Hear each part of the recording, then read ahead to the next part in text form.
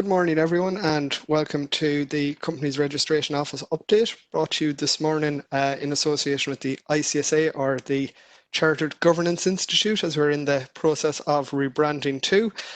For those of you who don't know me, by way of introduction, my name is Ray Hunt. I head up the Company Secretarial and Compliance group in McCann FizGerald, and I'm also on the Company Secretarial Practice Committee of the ICSA. Just to start off, I'm going to hand over first of all to Salvador Nash to say a few words on behalf of the Institute, or current ICSA Irish Region President. Great, thanks Ray. Good morning everyone, and welcome to our latest webinar on a topic that's very close to our hearts. A big thanks to the partners of McCann FizGerald for both sponsoring and facilitating this event, and a special mention to Ray, who, as he said, is Head of Company Secretarial and Compliance Service at McCann FizGerald, and of course to both our speakers, Maureen O'Sullivan and Dr. David McFadden. The session will discuss the latest developments of the Company's Registration Office, an update on the much anticipated new e-filing project and the current processing times at the CRO. And in addition to the panel discussion, several questions have already been submitted to each of our panellists, and they'll endeavour to answer them during the session. In a moment, I'll hand you back to Ray to kick off the panel discussion. But firstly, let me introduce both our speakers. Maureen O'Sullivan was appointed to the dual roles of the Registrar of Companies and Registrar of Friendly Societies in March 2015. She joined what was then the Department of Industry and Commerce in 1991 and has served in the Department of the Taoiseach, the Competition Authority, and the Department of Jobs, Enterprise and Innovation. She served in the Company's Registration Office and the Company Law area earlier in her career, and subsequently in a number of senior roles in the department in the areas of industrial relations, labour market policy, human resources and workplace relationships. Until her appointment as Registrar, Maureen was responsible for the implementation of the Workplace Relations Reform Programme. David is a solicitor with 25 years of professional practice. He trained and worked in private practice before joining the Chief State Solicitor's Office in 1997, working in the Criminal Division. After a short stint in the Revenue Solicitor's Office was followed by over 14 years as a solicitor and legal advisor in the Competition Authority. While there, David personally led the investigation into the heating oil cartel. As lead investigator, he was responsible for planning the investigation, conducting searches of business premises, interviewing witnesses and suspects, and gave evidence before 2 jury trials.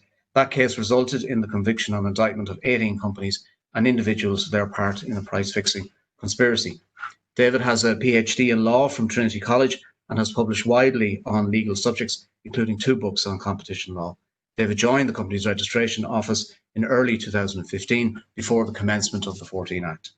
Finally, could I mention that both Maureen, David and I are members of the Company Law Review Group, which was tasked with advising the Minister on what changes should be made to company law because of COVID-19. As a result of a lot of quick decisions and the steps that the Registrar and her staff made to facilitate as much as possible all of their services, there was no need for any recommendations when it came to the CRO, and I wanted to both acknowledge both Maureen and David's role during COVID-19. I hope everyone enjoys the discussion, stay safe, and look out for details of our next webinar. I'll hand you back to Ray now. Thanks.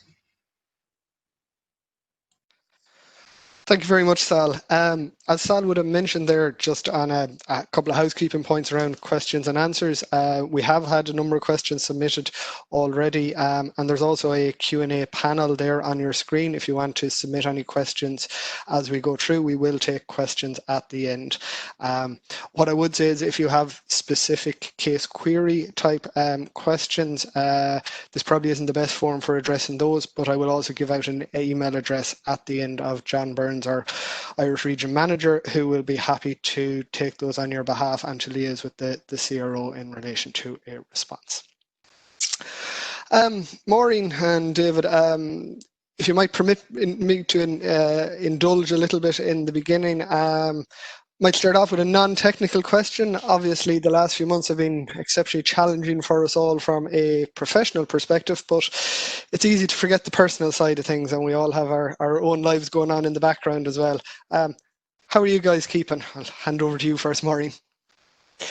Not too bad, Ray. Getting used to working from home, but I have to say, from my point of view, it gets rid of a long commute.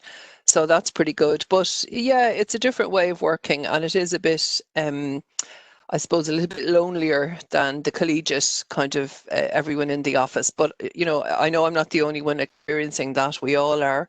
But overall, we're fine. And Dave, you holding up fine as well, hopefully? Yeah, it's been a bizarre, I suppose, number of months. The important thing, of course, is for people to try and stay safe in these difficult times. It's been, I suppose, an unusual kind of a work pattern to try and get into. We were joking before we started today that I had to try and work out a tie and knot on my tie again. In the first 4 or 5 weeks after the shutdown, there was like a tsunami of problems with trying to deal with a number of queries and questions and problems. But things then settled down into a kind of an almost or near enough normal work pattern. The one thing I suppose we've not noticed that we're meeting an awful lot more than we even did before, because obviously with Zoom. But it's important to try and keep the cohesion in the office for the senior management team to meet constantly. So we're meeting can you see me, guys? Wait, turned on. Yeah, sorry, I hadn't got my video on. Apologies. It's important, I suppose, for us to continuously meet, which we're doing regularly, to keep in touch with each other, to deal with issues that come up. But I mean, there was an enormous amount of work, I suppose, thrown up in addition to the normal levels of work, to try and deal with the problems that we encountered because of the pandemic. But I suppose, as I said, we've kind of settled into a more regular work pattern at the moment. So there you go. Thanks very much, David. I think I'm not, or you're not alone in the scramble around for a shirt and a tie this morning. I can't tell you the last time I wore a shirt, but there's a certain familiarity to it once you actually work out where everything is again. I guess Sal alluded to it there as well, just the enormous challenge that came with COVID-19. I think it's fair to say it pounced upon us rather than crept up on us, and society as a whole, both personally and professionally, had to react very quickly to it. And David, you mentioned obviously a number of the challenges there that it brought, particularly in the early days. Maureen, perhaps you can give us an update just in terms of some of the actions that you have taken in response to COVID-19 in the CRO, and I suppose continue to take, and to the extent that you have got a very reliable crystal ball in terms of all the uncertainty around us at the moment, what you hope to do in the coming months. At the very beginning, as you know, the Taoiseach announced on a Friday night that everyone had to stay at home. So we had really no warning whatsoever. And so we were kind of scrambling around for the first and then less so in the following week. So the first week we really were doing very, very little. We did there were a few days when we weren't incorporating companies, but then we started back doing that. But that meant we had to bring staff into the office because incorporations can't be done from home. And then we arranged laptops, and staff brought PCs home, and we gradually got up and running with everything. So the only things we're not doing at the moment are voluntary and involuntary offs. Everything else is going as normal, from incorporations to processing annual returns, restorations, all the solvency work. So all of that is going on, and it does involve people occasionally having to come in to the office or on a rota basis, but mostly it's done at home. And that's great, really, from the point of view of the cooperation.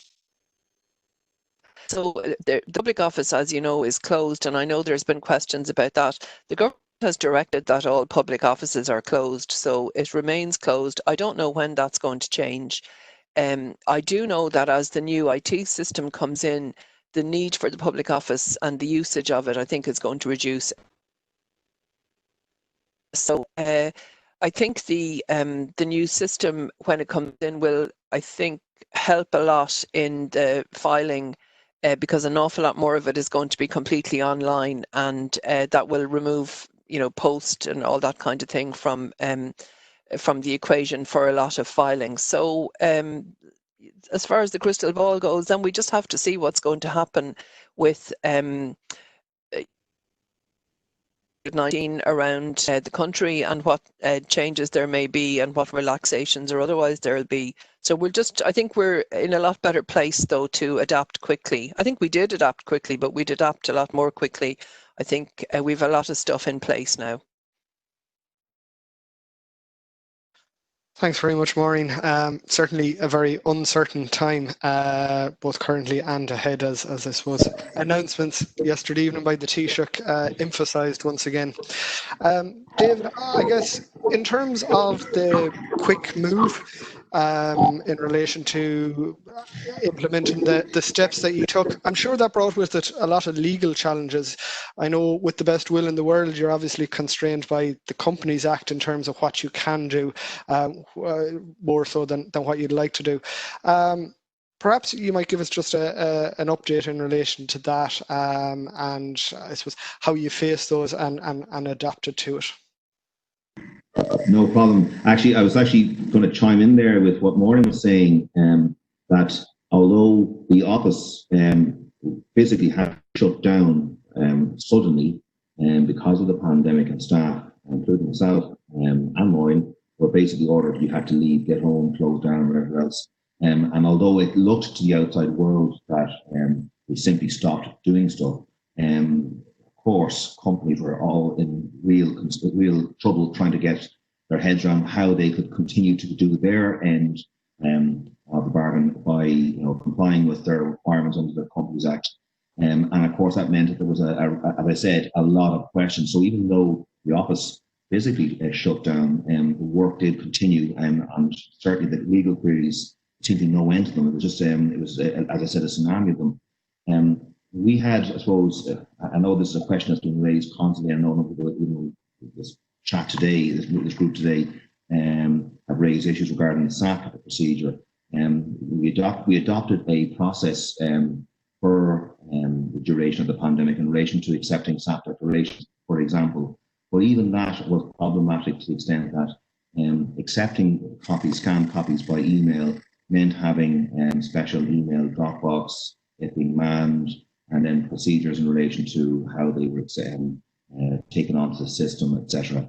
I mean, so what looks like a straightforward and very simple thing to do, you could end up creating an enormous problem if you simply say, oh, no problem, just email the stuff in. And of course, it's like email it to where, to whom, how is it going to be dealt with, timings and all that kind of stuff. And trying to do that with your staff dispersed before winds and the office shut, it was tricky. So although it looks like an easy decision to make and a pretty simple and straightforward procedure, it was actually quite tricky to say the least. And of course, problems arose as we went along. We had, Sal mentioned in his introduction that where the three of us are part of the CRG. We were, I don't want to go down the road of discussing the CRG's work, but Sal certainly was an extremely busy man, to put it mildly. As was I in relation to dealing with the numerous problems thrown up by the pandemic in trying to facilitate companies to comply with the Act and their obligations under the Act. The CRG reacted quickly and started working vigorously on looking at what potential legislative amendments might be required, and that drew on my time and the time within the office as well. I wasn't the only person involved in the various subcommittees in the CRG. So whilst we're doing the normal day-to-day work, we also have all that going on as well. I mean, I don't want people thinking we're moaning, far from it, but I do think it's important to impress that although the office shut physically for a few days before people could then start coming back bit by bit, there was an awful lot of activity going on in the background. And what seemed like simple and really simple, straightforward decisions to make had all kinds of tricky elements to them, which threw up other problems. I don't know if I've really made that very clear or not, but...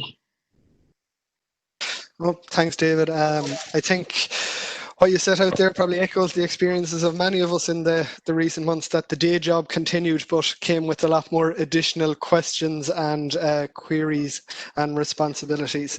We aren't complaining about it, Ray. I mean, but I think it's important. I know it sounds a bit strange, but I think it's important, though, to emphasise that actually we were genuinely concerned to try and see what we could do to assist, because we knew that our stakeholders, the companies, the presenters, lawyers. You know, they were banging their head up the walls, really concerned about the implications of the pandemic for them being able to comply with the law. And of course, we were trying to do what we could. And it wasn't perfect, but I know decisions were made by the registrar early on, which certainly helped. And I think I can echo that sentiment, particularly if we look at the annual returns, for example, and the extensions given around those, they were of a great relief to companies and continue to be. And allied with the new system, which you'll talk about shortly, should help us greatly over the coming months. Thank you both. Maureen, as Sal would have alluded to earlier, you're a woman of many professional hats, Registrar of Companies, Registrar of Industrial and Provident Societies, Registrar of Beneficial Ownership. Obviously, we went through quite a body of work last year on both sides of the fence in terms of the introduction of the Central Register of Beneficial Ownership and companies and getting our clients to file with those. And I think it's sometimes easy to forget or to overlook that there are ongoing obligations there. Perhaps first of all, you might give us an update in relation just to the Register of Beneficial Ownership and where that's at presently and what's coming down the line on that. And we've also mentioned in your hat of Registrar of Companies, a new IT system that's coming in.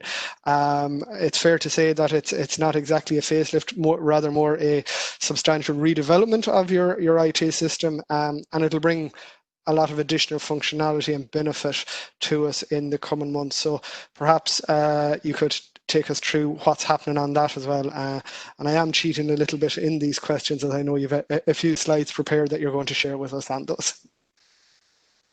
I will, yes, I'll be coming to those as I get to the slides. I suppose just to say that on beneficial ownership is quite large, really. I think there's only one on the new IT system, even though it's a huge thing, but it's probably easier to talk about than to put on a slide. And but sure, we'll get started anyway, and we'll go through the RBO part of the business. So basically, as we say, we're almost a year now since the register opened, and as you know, there was a period that was just under 4 months for people to file, and people then have the ongoing obligation, of course, to update that if there are any changes. So we can move on to the next slide there. So at the end of the year, about 75% of companies and 55% of societies, because obviously cooperatives have to file as well, had filed their beneficial ownership information. And that's actually something I think we were quite satisfied with. And in the early part of the year, the filings were increasing at the rate of about 1,000 a week. But that obviously fell very sharply once the pandemic started and people stopped, attending the office. And I suppose filing with the RBO wouldn't have been a priority. So it dropped back to kind of 400 to 500 a week. It's starting to pick up again. It's around 700 now last week. So at the end of June, then the compliance rate had actually crept up to 81% for companies and 63% for societies. And in relation to companies, it's probably a little bit higher because remember, there haven't been any strike-offs since mid-March. And so if we hadn't strike-offs, the number of companies would be a bit lower than it actually is, and possibly the compliance rate might be a bit higher. So we're not losing any companies, but we are gaining them all the time on incorporation. So we are going to issue a further round of reminders in September to anyone who hasn't filed or registered yet with the register. And the other thing is that we published the first annual report of the RBO, and it's available on the website if anyone wants to look at it. It's just got sort of facts and figures up to the end of December. And as I say, we were quite satisfied with the initial level of compliance. And it's obviously, we would have been reminding people a bit sooner if we hadn't been hit with the pandemic, but we will do that in September. So we can move on. And just to remind you, I suppose, that there are two types of access to the register: unrestricted access, which is available to competent authorities, and they would include people like the Gardaí and the Revenue and the various accountancy bodies, the Law Society, and also then an inspector appointed under Section 764 of the Companies Act. And just to bear in mind that when it's unrestricted access, that doesn't mean they get PPSN details. Nobody gets access to that, even ourselves. But it's unrestricted in every other way. And if we move on to the next slide, I'll show you what restricted access is then. That's to everybody, anyone who's interested. There's a fee there for that. And so it's for members of the public or for a designated person who's taking customer due diligence measures. And if we move on again, then we can have a look at what you get under the restricted access. So essentially that's the month and year of birth, but not the actual date, and the country of residence and the nationality of each beneficial owner. So it would be Maureen O'Sullivan, Ireland. It wouldn't tell you a whole lot in terms of personal information there. And a statement of the nature and extent of the interest held, or the nature and extent of control that a beneficial owner exercises. And then the only area where you can't get information is in relation to a beneficial owner who is a minor, and that's at the discretion of the registrar. We haven't yet had any requests for access to information in relation to beneficial owners who are minors. And in fact, I'm not really sure how many there are who are minors, so I must check that out, but we certainly haven't had any requests yet. So if we go on then to the, a new thing that's we have ready now is the whole discrepancy reporting regime. So if a designated person forms the opinion that there's a discrepancy between the entity's own register and the register, that the central register, they must tell us about it, and so must competent authorities. And it's also possible for a designated person or a member of the public to report non-compliance. So for instance, if you're searching on the register and you discover that a company hasn't actually even registered, that can be reported to us as well. And there's a whole new section on our FAQs about how to do that, and there are forms available and directions about how to do it. So we'll move on again. And so that was basically all RBO. Now we're in the IT project. So it's now in its final, and we're expecting it to go live in mid-September. Now I do want to just make the point that in the run-up to go live, we'll have to close the office to new filings for a period because the data migrate from the old system to the new system. So basically we have to shut off the old system on a certain date and then open up the new system, and there can't be anything in limbo in between. So we would have to process everything that comes in before the migration starts. So that will mean that we would encourage people to send in signature pages very quickly after filing the forms, because if the signature pages aren't in and processed before the migration, then the form is going to have to be filed again. Now we are not quite sure of how much time we're going to need for this, and a lot will depend on the processing times, and we'll come to them later on anyway. But we will keep you posted on that, but it's just something to bear in mind. We're going to have some webinars on the new IT system during August, and there's already quite a lot of interest in it. And so we're going to have more than one, and it'll depend then on the level of interest. So I suppose the benefits of the project, there'll be a lot of new electronic forms, and they'll be mainly in the solvency area. And for the mandatory, well, for any online forms, it will be fully paperless. So you can upload, if you go the online route, you'll be uploading your signatures. And you can complete the annual return in one sitting, or at least very quickly between filing the annual return and filing the financial statements and signature pages. And that will combine the two 28-day periods into a single 56-day period. So that will come into effect. That act hasn't been commenced yet, the Companies Amendment Act. It can't be commenced until the new IT system goes live. And so we will have, once we are certain of the date of the go live, we'll arrange to have that act commenced.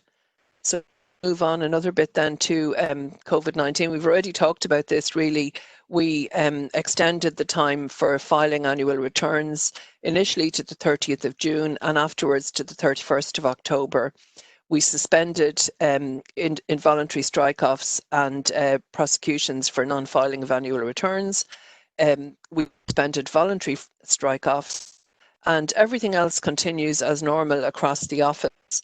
And just say that I suppose the processing times, the one that's most behind is the B1, but that's actually, we're processing 7th of July at the moment, so that's within our time frame of 10 working days. Anyway, it's 8 working days, and we hope to reduce it further, but we are coming into holiday time, and so we will have fewer staff. And the other thing to remember is that we do have staff in the office and staff at home. The B1 is a form that needs somebody in the office to do the scanning.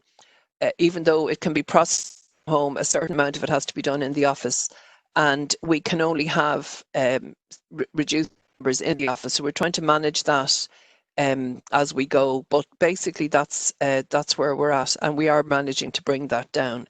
And I think that's basically the end of it, but we'll just, yes, and then just keep up to date.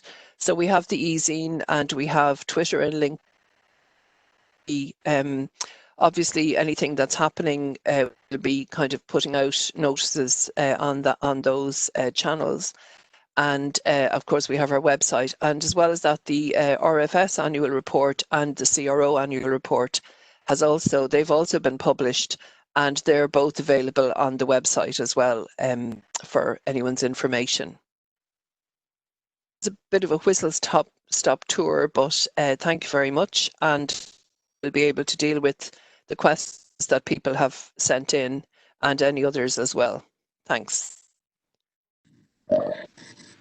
Thanks very much, Maureen. Fair to say that's very informative. And again, I guess it's probably likely to be the source of most questions over the next trial, both on our side of the fence and also on yours, given that it's coming in shortly. You mentioned there, obviously, the move over to the new system and the need to, I guess, draw a line in the sand and process documentation before you can move over to that. Did you consider at all the introduction of a transition period, or is this something that would be possible? We are conscious there's probably a lot of documentation that would be out there at the moment, and it is, for the most part, okay getting documentation back, but there are certain delays, particularly from certain countries, around the COVID situation. Perhaps just something that's not technically possible, but might hand over to you on that one. Yeah, it's not technically possible, Ray. I mean, the thing is that, you can just imagine the amount of material and information and images that are on the CRO data, and it all has to be transferred over to the new system. So you actually can't have two systems running in parallel. So you switch one off, move the stuff over, switch the other one on. So it's not possible. I suppose what I could say is that, particularly, like, the most frequent document we get in is the annual return. Nobody has to send in an annual return until the 31st of October. So the new system will be well up and running at that stage. So now, actually, in spite of the extensions, we found that a lot of companies are filing their annual returns anyway. And, there was a kind of a mini peak there around the end of April for companies that, whose annual return date would have been at the end of March. And an awful lot of those filed on time. So, but I suppose there's really no kind of way we can really do it without, you can't have a transition period, I suppose, is the answer. And So if people have problems or think they're going to have difficulties getting documents in, then they can wait until the system is live, and then they'll still have about 6 weeks before that 31st of October expires. And if you're filing under the new system, you're not, kind of subject to the worries about the post from other countries, because what can happen is the signature page goes by email to the signatories, and then they sign it, upload it again, and can either upload it directly to the system, or they can scan it and send it to the presenter, upload all of them together, and we'll have counterparties, so everyone doesn't have to sign the same signature page under the new system either. So I think that we're trying to anticipate all the issues that people will have and try to make it as easy as possible. But unfortunately, that doesn't extend to having a transition period. Thanks very much, Maureen. I know it's early days at this stage in terms of anticipating this, but would you have a ballpark figure roughly in mind around the length of the closure period? And also, would you perhaps have considered doing different closure periods for different documents? You obviously mentioned there that annual returns are, the process of those are further behind, whereas, for example, maybe new incorporation documentation, they're been turned around rather quickly. So would it be a big bang that would apply to all, or is it something that you might consider doing different dates for different documents? No, it's going to have to apply to all, because basically what will happen will be that there'll be a cut-off point for where we can't put anything in on the system, and then that's when stuff rates. Now, it might be that, as you say, actually new companies are taking, I think, the full 15 days for the manual ones, whereas at this stage it's 8 days for a B1. So they're actually going, they're actually going a bit faster at the moment. But I think it would be just too messy to try and have a different date for every document, because there's 170 different forms. You can just imagine, and some of them are manual forms. So if we get them in and don't process them, we can process them on the new system anyway. It's the ones where there's an online kind of an element are the ones where there's a difficulty. So capture a B1 online, and then that the signature page hasn't come in or hasn't been processed. If it's in, we will process it in time, but if it's not in, we can't. And if that hasn't been processed, then when the system migrates over, that B1 is going to have to be filed again. So it's really where there is that, it's not an issue for manual documents, really. It's for the ones that have the online element to them. But I don't see that having different closure dates for different documents is going. Okay, thank you, Maureen. I think it's important to acknowledge there are some very helpful elements coming out of the new system around counterpart signatures, around PDF signatures. Just on the PDF signature point, or the uploading of PDF copies of signed signature pages, will you be required, or will the person signing them be required to, I guess, wet ink sign them and upload a copy of that, or can they be signed via electronic signature, so such as DocuSign or other electronic signature tools? Well, the only electronic signature that's provided for CRO is ROS. And so otherwise it'll be wet signatures and scanned and uploaded. Thank you, Maureen. And I guess generally with the new system, a number of people will use service providers and software providers at the moment, in terms of the typical ones out there: Blueprint, Gems, Relate, etc. Are you and your team liaising with those in terms of giving them access to the new system, and is it expected that they'll be aligned with the new system once it launches? working very closely with them, and they had their own test site, I think, since last November, and they've been testing on the system and looking at the various I suppose raising issues with us about what they need to do. We've met them in February, and we've really put in a massive effort here, because you see, this is a discretionary thing, I suppose. Like it's extra support that we're providing to them, but it's not our system. And so our system is core, and that's what's being changed. But obviously then we have engaged, we know that a lot of people file using the software packages, and we have engaged with the vendor, and our IT developers have engaged with them as well, all through the process, and they deal with queries on a daily basis from them, fixing bugs and making enhancements and things. So we're working very closely with them, but it's not, it's not for me to say whether they'll be ready or not, but I haven't heard any, I mean, that's really up to them, and it's also would depend on the resources they put into it, into their side of it.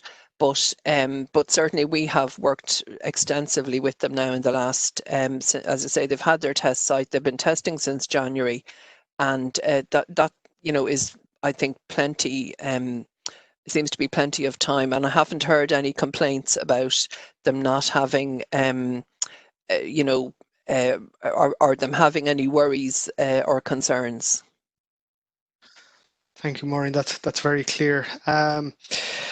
I guess in relation to the new system, and particularly probably thinking around annual returns, there's probably a few questions floating out there around those and the process for that. I know currently, obviously, there are certain size limits in terms of uploads of financial statements to the current core system. In the new system, obviously, we're going to be uploading everything, be it your signature page, your directorship lists, for example, which for some people can be quite extensive, the financial statements. Will there be certain size limits on the new system, or is that something that has been considered, or in the pipeline for consideration over the coming months ahead of launch, or weeks at this stage? Weeks, yeah, I'll have to check that out. But I mean, really, most companies, I know there are some that have huge director lists, but most companies don't. And for them, the only difference is that they'll be uploading a signature page, which really, isn't going to take up an awful lot of memory. So for most people, it's not a big deal. But I know that the IT team are aware of the whole issue of directors lists. And what I'll do is I'll take a note of that as a question and come back to John about it. Is that okay? Thanks very much. Yep, that's perfect, Maureen. Thank you very much. And this again may be something that we'll need to come back to John on in terms of clarification. I suppose on a procedural point in relation to the new system, and in relation to I suppose predominantly looking at annual returns and the creation of signature pages for circulation for signing. Obviously, everything is being created through the new system now, and you're uploading everything. At what point in the process can you create a signature page? Can you, I suppose, once you've passed your annual return date, or you're making an annual return up to a date, can you go and create the signature page while you're gathering, for example, the financial statements and directorship lists, or do you need to have everything in hand first of all and available before you can create that signature page to circulate for signing? Yeah, the signature page is the very last part of the process, and when you think about it, it makes sense, because the signature page is actually certifying the financial statements, so you can hardly sign, something that you haven't got, if you like. And the financial statements would have been approved at the AGM. So and it's only after that you're doing the annual return. So it is the very last thing that that happens. And but as I said, you're not depending on post anymore, or sending, the same, having people having to sign the same piece of paper, because there's the possibility of counterparties. So it can be emailed to the people who have to sign it. They can each print it, sign it, scan it, and send it back. And so it is possible to get it done fairly quickly, I think. I don't think that's going to be a huge big deal. So that's, that's really kind of where I know it's not quite the same as the process currently, but where you have the signature page and then you have to upload the financial statements and whatever. But this is, because it's all an online system, the signature page is going to be the last thing just before the payment, of course. And so basically that's the system kind of has been designed in accordance with the company law requirements, obviously, and so that's really how it's going to work. So yeah, it's not quite it's not as bad, I think, as people seem to be concerned about, but it is possible to generate a signature page on the last day, have it signed wherever the parties are, and upload it on that day. Thank you, Maureen. I think that clarifies any of the confusion out there anyways, that the signature page is the last document that's created once you have everything else and you have that uploaded to the system.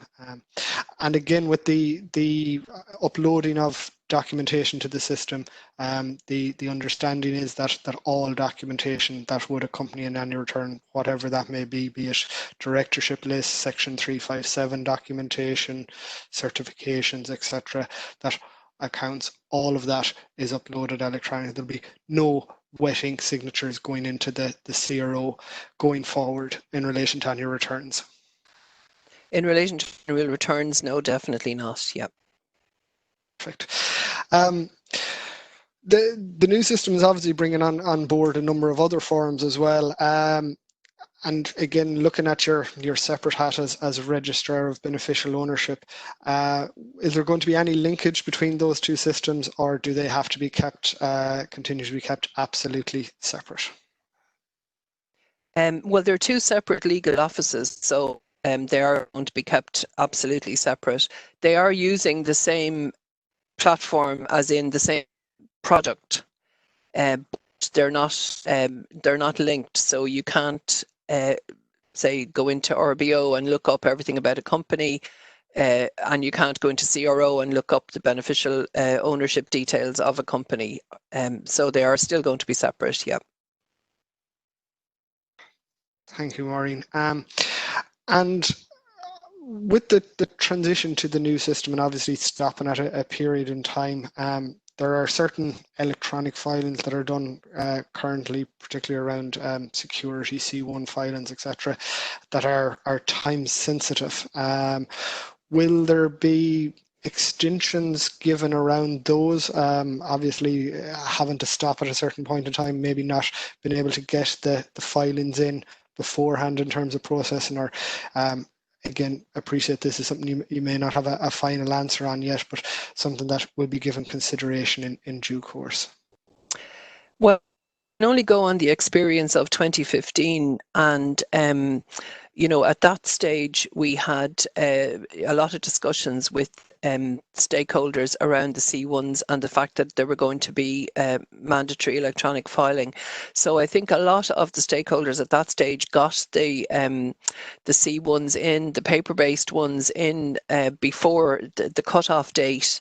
And then they weren't under so much pressure, because they might be concerned about the IT system not working and not getting used to it or whatever. So they kind of themselves took a bit of a break, did as many as they could in advance, and we will be talking to them again about that, and trying to see what they need. But for the C1s, the processing is very fast on those. It's really just a day or so, and we'll talk to the stakeholders and see exactly what would be best there. But they've managed before. They have been able to fast forward some filings, and within the time, I doubt it would be a whole 3 weeks before they could file. But anyway, we'll see how that goes. But we will be talking to them.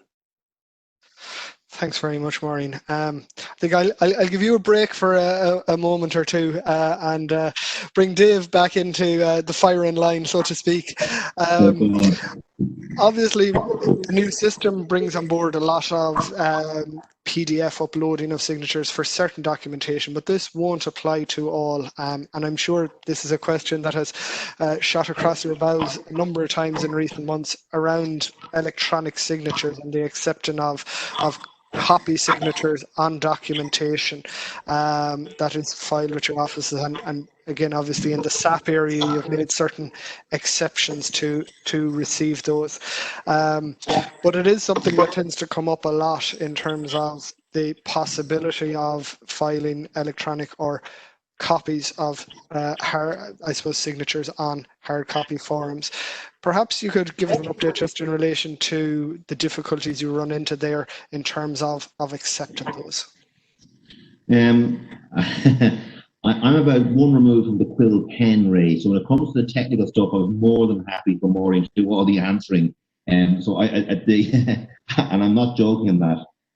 But just, I suppose, from the legal end of it, taking a step back to where we were at just there in March, trying to deal with the problems that suddenly hit us in relation to companies filing. And an obvious one was the whole area of SAP declarations 203, 4, 5, 6, 7. There was concerns, how on earth are we going to deal with this?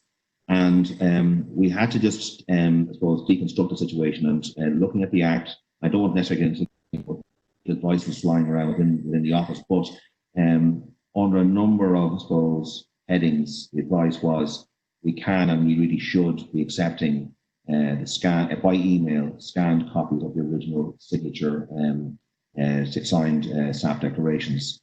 And I suppose it putting in place procedures and processes at a huge remove, having staff trying to make sure that there was special designated email addresses that were being manned to make sure that because obviously there's timing and implications, and of course parties that need to see them very quickly, that they know these things have been complied with and done within time, etc.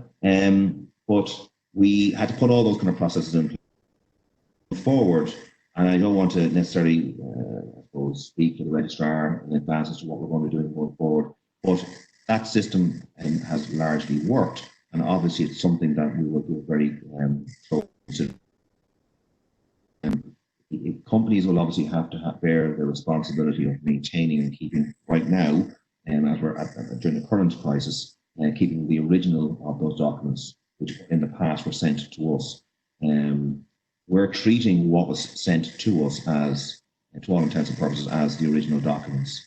But of course, at some point, some party might feel they have reason to challenge what occurred in a company, and the persons who signed those documents and the company themselves will want to maintain the originals for evidential purposes potentially. But going forward, it is possible that the experience we've had to kind of voice upon us has taught us that actually this is something that is potentially workable and may well be the way to go. Now again, that's something we have to obviously give more careful consideration to once this current crisis comes to an end, and we revert back. There was one area where I had a genuine worry about a particular type of document that was coming to us, where there was a potential for for fraud and for people to challenge, and we were very nervous about taking scanned copies. But we felt on balance, given the circumstances and given the procedures that were put in place, this was the best way to go forward. I don't want to go too much into that now, but I don't know if that's answered your question, Ray. Thanks, Dave. Well, I think to sum up, we could probably say that for everyone who champions the acceptance of copies of signed documentation or scanned copies, there is hope, at least in terms of the future and an increase in that. Yeah, I mean, as I said, I mean, Maureen may severely reprimand me for making policy on the whole here afterwards. But in fairness, I mean, we were genuinely worried about how we needed to address the pandemic. We put in place a procedure which has worked. It'd be worrying if I was telling you now we did this and it's been a shambles. It hasn't have worked, but it wasn't without difficulty, and it was done to a certain degree, trying to do so on the fly with staff that were separated and removed, whatever else. But it has worked. Now, applying that going forward, and given that we're going to be accepting scanned, signed, signature pages, whatever else, we have to be very careful how we go about this process. But it's something that certainly we could give. Hopefully, it might be something, if we do it, if it's possible, in relation to this theory of SAP declarations. It might well be something that could be of, I hope, assistance to companies and representatives going forward. Maureen, would it be far off from that? I don't know.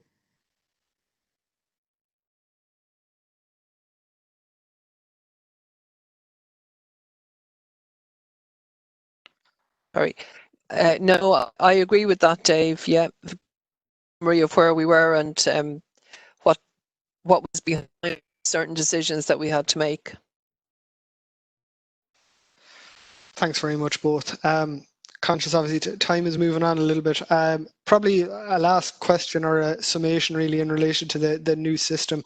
I'm aware you've a number of webinars planned in August once you have better ideas in terms of time and introduction.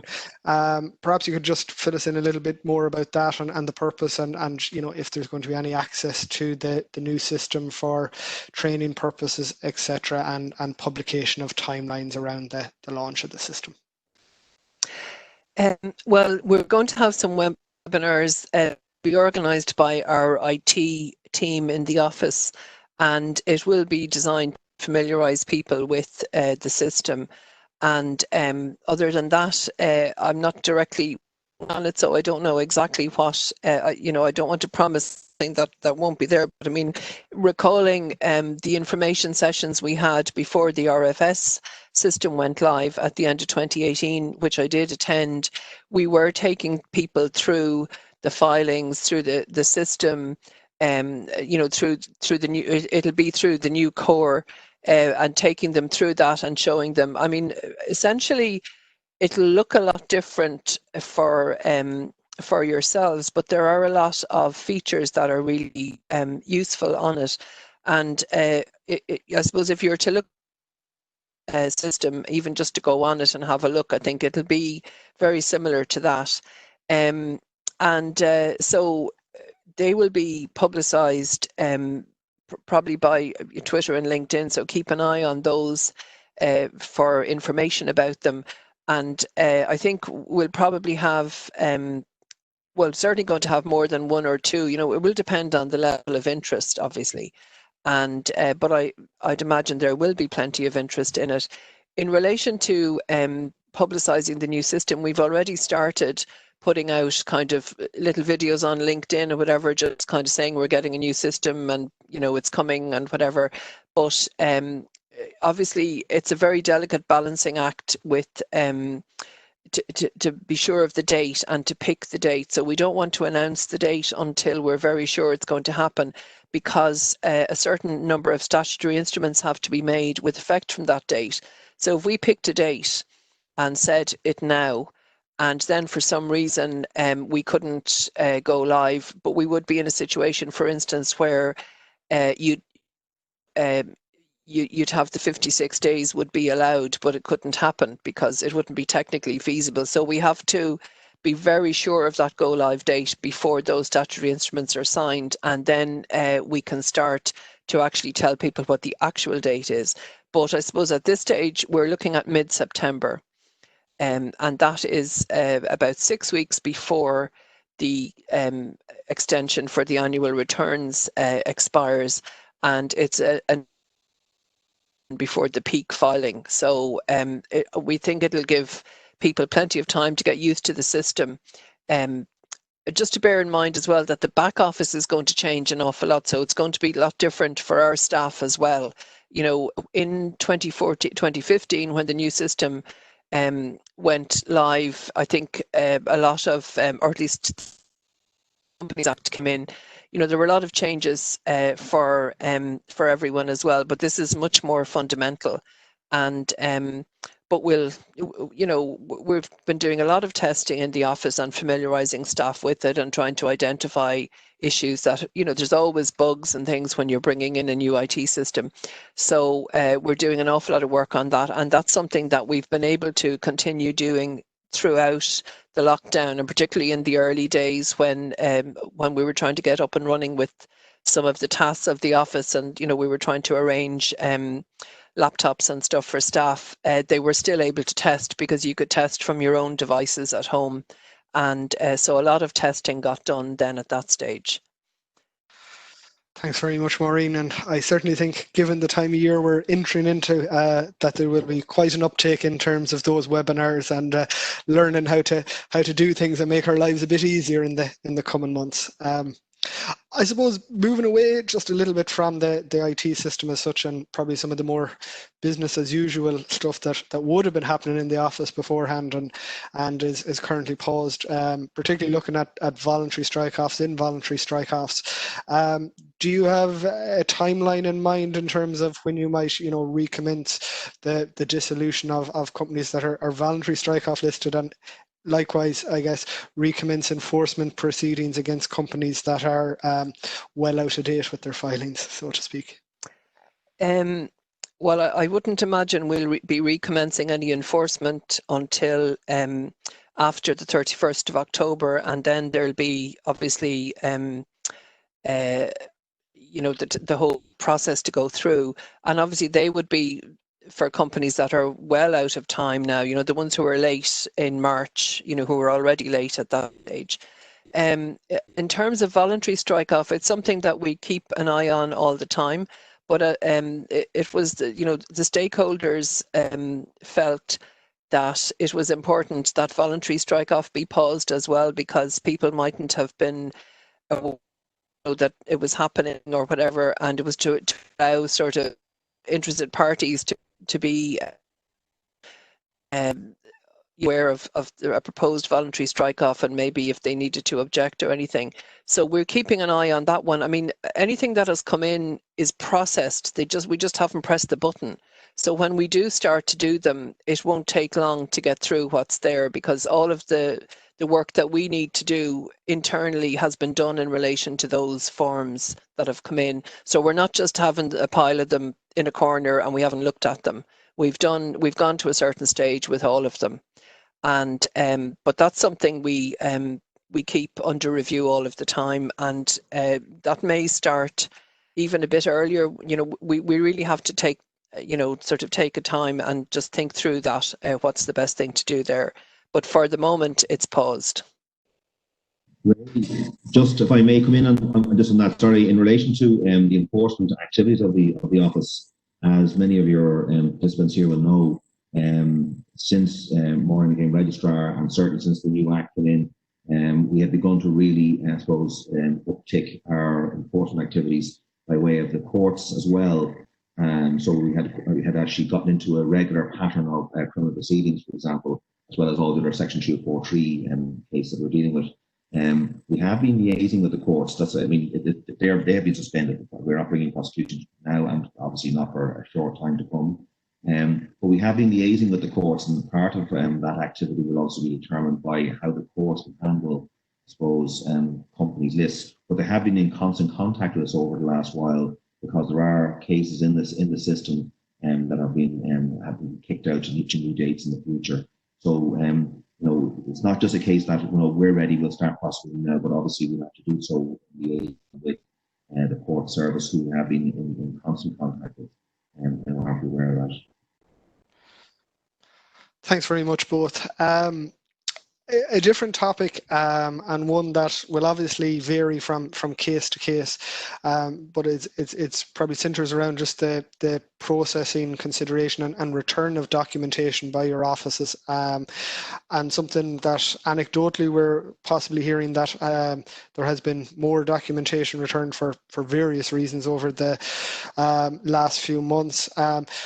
again, as I said, it'll vary from case to case, but perhaps you might give a quick word just in general in terms of your process in terms of review and if necessary, return of documentation, and what people should do if they feel aggrieved by documentation return or don't agree with the particular reason that it has been returned.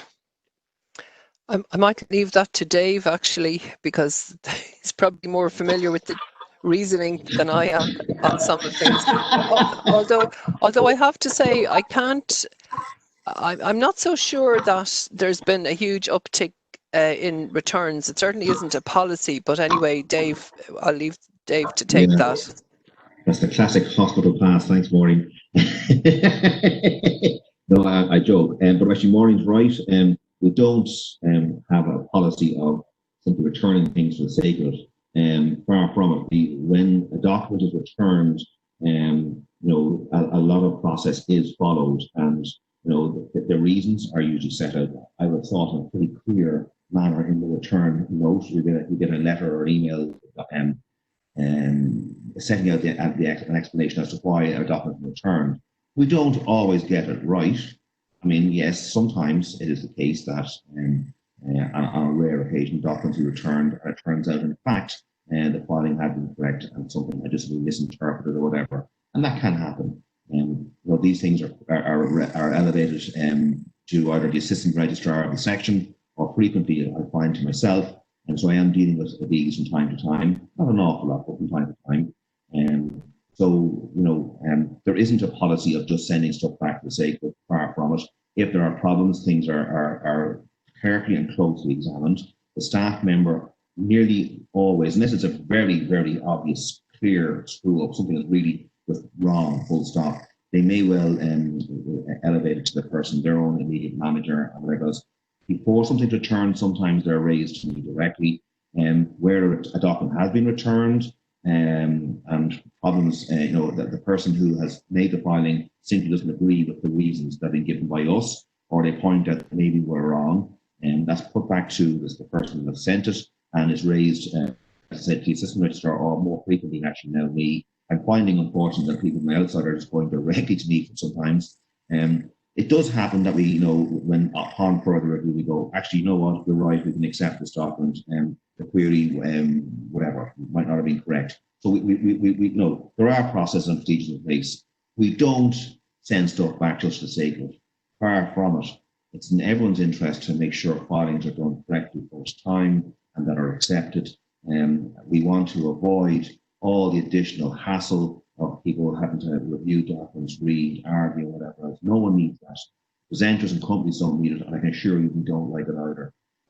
I am thinking, when I saw that question, I am thinking of one or two issues I've been raised recently, and I know people that are viewing this and have raised the issues in relation to the SAP declarations, and I've been speaking to Maureen about those yesterday, and I'm aware that people have got concerns in relation to that, and that those documents. But I mean, they're something that we will address. That's really it. Thanks very much, both. Conscious of time and people having very busy days, I'm going to finish up with one last question. If we had done this back in January, it's unimaginable we would have spoke for an hour and not mentioned Brexit at least once, or possibly spoken about it for an hour. But I suppose such are the changes that have happened in recent months in between. It hasn't gone away though, or perhaps despite wishful thinking, it hasn't gone away. It is quickly coming down the tracks, and we'll once again be faced with some familiar questions come December of this year.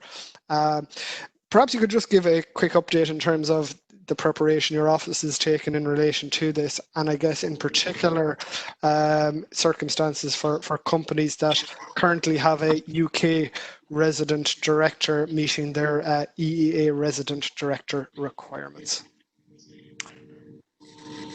Well, I suppose really, Ray, all we can do is, you know, remind people that companies have to have an EEA director or an EEA resident director. But I mean, it's up to companies themselves to ensure that they do have those directors, or that they have a bond, or that they get the certificate revenue. And, you know, so I suppose essentially really what will happen as a result of Brexit is that the UK, won't be in the EEA anymore. So if the requirement to have an EEA director is currently being fulfilled by a UK resident director, the company then will have the option of, a number of options to deal with that situation. But that's really not a matter for us other than to, as I say, remind people that that this is happening and that they, that they have to ensure that they have an EEA resident director or that they have the other options in place. And I think the other main issue that arises is with filing accounts, and essentially that's, you file under one section if you're an EEA company and under another one if you're not. And so that's basically it. I suppose we will be highlighting, I suppose, the requirements around the directors. But other than that, I think there's it's really a matter for companies. And so just to say as well that we did look at this last year when the original Brexit date was coming, and there actually weren't that many companies affected. Now, I can't put a number on it, but it didn't. We had a bit of work done at the time, and there weren't actually that many companies in that position. Of course, it's a matter then for those those companies have to deal with it, but it's not going to affect as many as we might think. Yeah, I mean, Ray, just to chime in on what Maureen's saying, ultimately, there's only so much that we ourselves can do in the Companies Office. It is a matter for companies with their legal advice of the Act. It is clear they must know that there is a requirement to have an EEA-based director, and if that EEA-based director is living somewhere in the UK, and we're thinking, I suppose, the guys living in Uri or whatever, not in Northern Ireland, as well as across in GB, they need to make sure that they put in place the necessary safeguards to ensure that they're compliant with Irish law. And the requirements are pretty easy to fulfill, in fairness, but you obviously need to bear in mind, not only is it a matter for companies to self-assess. It sounds like we're being a little bit unhelpful, and I hope we aren't. I mean, as Maureen said, we did conduct a carry out an exercise last year, and the numbers that were affected seemed very low at the time. But leaving aside the fact that companies themselves have a need to self-assess their compliance, yes, we can do a reminder, but the registrar has an enforcement function. She's a narrow set of enforcement functions under the Companies Act, but this is one of them where she has the power to bring proceedings for an offence under 137, Section 6, if you are not in compliance with that requirement of having an EEA director. So, I mean, there's only so much that the registrar can do before it becomes something that actually we need to take a different view on. Thank you both very much. I think that fairly clearly sets out the position, or the upcoming position anyways. I guess, look, conscious of the time again, all good Oscar speeches finish with a set of thank yous, and while it's not the Oscars, I will do the same. First of all, thank you very much, Maureen and David, for your time this morning. I am sure all the members and the participants here found it very informative. Thank you, Ray. Yes. Sorry for the Ray. Can I just come in just one thing? At the end of Maureen's slides, she gave references to Twitter and on. Pardon? Just saying that we actually give on a daily basis an update to the top documents that are filed on a daily basis where they're at. So if people want to go on, I am not as good on LinkedIn, but certainly on Twitter you can see with a splashboard that actually comes up with information. And in the last few minutes we've given a current update as to where we are with filing timelines in relation to the most important documents that are filed with us. So that information is being provided on a daily basis to people. And it's no harm maybe to consider following us on Twitter. You'll get that information on a daily basis. Yes, thank you very much, David. Yeah, and also on your website as well, under the What's New section, you have a current processing dates there. Very informative, particularly when we're getting asked questions about when would you expect this company, for example, to be incorporated, etc., etc. Again, thank you both very much. It's been really helpful. Appreciate you taking the time out of this, both this morning and in advance of this, in terms of doing practice runs, preparing slides, having to think through the topics. these things don't happen by themselves, and there would be a team in the background that I have to say thank you to as well, that would have done a lot of work. Without wishing to leave anyone out, I'd in particular wish to just say thank you to John Burns on the ICSA side, and Michael Klein and Kieran Dempsey on the McCann FizGerald side, who done Trojan work in terms of the organisation of this morning. Again, I would just highlight for everyone as David just mentioned, LinkedIn, Twitter, the CRO homepage. There's going to be a lot of information in the coming weeks in relation to the new system that will be available for everyone there, and I would certainly say to look at that and to follow that. It'll be helpful to us all as we get through the new process. In addition, just in terms of questions and some other matters, I mentioned earlier on I'd give out the email address of John Burns. John is our Irish Region Development Manager, and he'd be happy to relay any questions onto the CRO in relation to any particular queries you have. We also have the ICSA Irish Region website, which has regular blogs on matters of interest to our members. And if you are interested in membership of any type in terms of the ICSA, if you contact John, he would be more than happy to discuss that with you and to take you through the process. John's email address is jburns@icsa.org.uk, so jburns@icsa.org.uk. But again, you'll find all this on the Irish Region website. So at that stage, I'll just say thank you to everyone. Appreciate everyone who attended this morning. We had fantastic numbers, nearly 200 there, I think, at one stage I had seen. In Dublin, a reasonably sunny morning, do appreciate you taking time out of your day to be with us. All the best, and look forward to talking to people in person soon, hopefully. Thank you, Ray. Thank you very much. Thank Thanks, you. Ray.